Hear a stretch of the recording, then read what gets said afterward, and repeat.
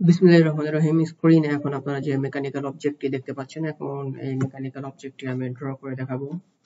তো এটি ড্র করার জন্য প্রথমে এখানে আমি একটি সার্কেল নিচ্ছি, যে সার্কেলটির প্রথমে আমি ইউনিট এখানে দিব হচ্ছে এখানে আমার রেড কালারের যে লেয়ার রয়েছে সেটি সিলেক্ট হয়ে আছে। এখান থেকে আমি হোয়াইট কালার করে নিচ্ছি। তো এখানে আমার সার্কেলের প্রথম ইউনিট এখানে আমি দেব 8 এবং সেই একই জায়গা থেকে অর্থাৎ এর সেন্টার থেকে আরো একটি সার্কেল এখানে ড্র হবে, সেটি হচ্ছে 18 ইউনিটের। এবং এই পুরো সার্কেলটিকে এখন আমি কপি করব এবং এই সেন্টারকে বেস পয়েন্ট সিলেক্ট করে অর্থমোডটি অন করে ঠিক এটি আমি 40 ইউনিটে নিচের দিকে কপি করব। এটি কপি করার পরে এই যে ফার্স্টের যে সার্কেলটি আছে সেখান থেকে একটি স্ট্রেট লাইন অর্থাৎ এই সেন্টার থেকে একটি স্ট্রেট লাইন ড্র করব, সেটি হচ্ছে 108 ইউনিটের একটি লাইন আমি এখানে ড্র করব।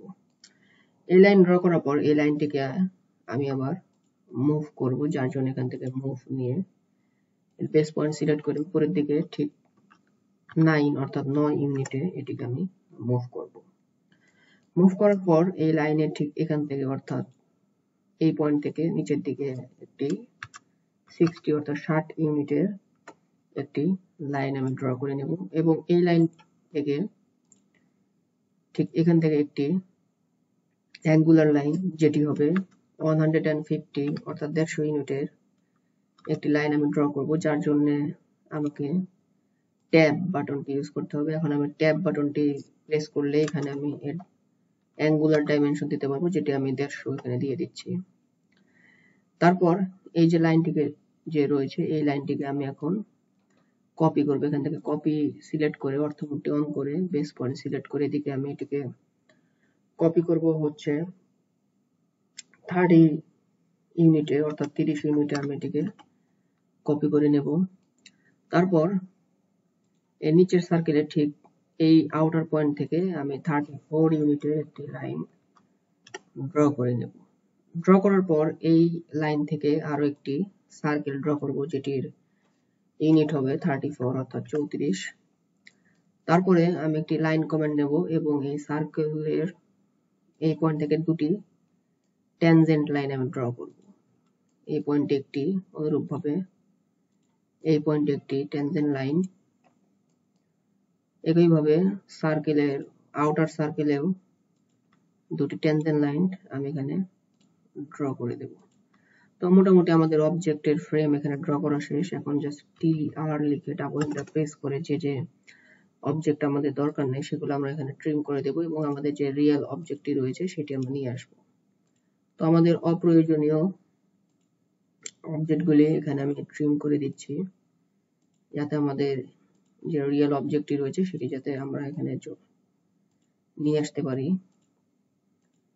তো আমি এখানে মোটামুটি এগুলো ট্রিম করে দেওয়ার পর আমাদের রিয়েল অবজেক্টটি চলে এসেছে। এখন জাস্ট এখান থেকে যে ফিলেট রয়েছে সেই ফিলেট ক্লিক করে এখানে ফিলেটের রেডিয়াস সিলেক্ট করে দেব 10 দিয়ে এই দুটি লাইনকে 10 ইউনিটে ফিলেট করব এবং আবার ইন্টার প্রেস করে এখানে রেডিয়াসে গিয়ে এখানে 6 দিয়ে ইন্টার প্রেস করে এই দুটি লাইনকে 6 ইউনিটে ফিলেট করে দেব। তো মোটামুটি আমাদের ফ্রেম এখানে ড্র করা হয়ে গিয়েছে। এখন জাস্ট এর সেন্টার পয়েন্ট আমরা দিয়ে দেব, যার জন্য জাস্ট এই অ্যানোটেটে গিয়ে এখানে যে সেন্টার মার্ক রয়েছে সেই সেন্টার মার্কে ক্লিক করে এর সেন্টার পয়েন্টগুলো আমরা এখানে দিয়ে দেব।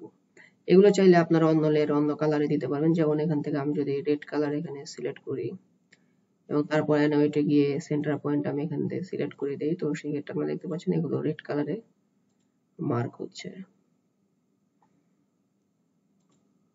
তো এইভাবে আপনারা সেন্টার লাইন দিয়ে দিতে পারবেন। তারপরে আবার ডাইমেনশন হিসেবে ডি লিখে ইন্টার প্রেস করে এখান থেকে আপনারা ডাইমেনশন মডিফাই গিয়ে কাস্টমাইজ করে ওকে প্রেস করে সেট কারেন্ট দিয়ে ক্লোজ করে দিয়ে এখান থেকে ডাইমেনশন আপনারা সেট আপ করে নিতে পারবেন। তো যেহেতু আমি আগে থেকে ডাইমেনশন সেট করে রেখেছি, এখন জাস্ট আমি এর ডাইমেনশন বসিয়ে দেবো। যেমন এখানে যদি আমি লাইনার নেই, এর থেকে সেন্টার টু সেন্টার ডিস্টেন্স এখানে লিখে দিতে পারছি। আবার লাইনার নিয়ে অনুরূপভাবে এর সেন্টার টু সেন্টার ডিস্টেন্স অনুরূপভাবে এই সেন্টার টু সেন্টার ডিস্টেন্স। এখন চাইলে আপনারা এর যে আর্ক লেন্থ আছে সেগুলো দেখিয়ে দিতে পারবে। তো আমি এর যে আর্ক লেন্থ গুলি আছে সেগুলো এখানে দেখিয়ে দিচ্ছি।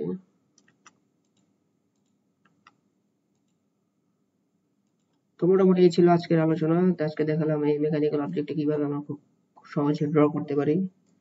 তো মোটামুটি আজকে এই পর্যন্তই। আল্লাহ হাফেজ।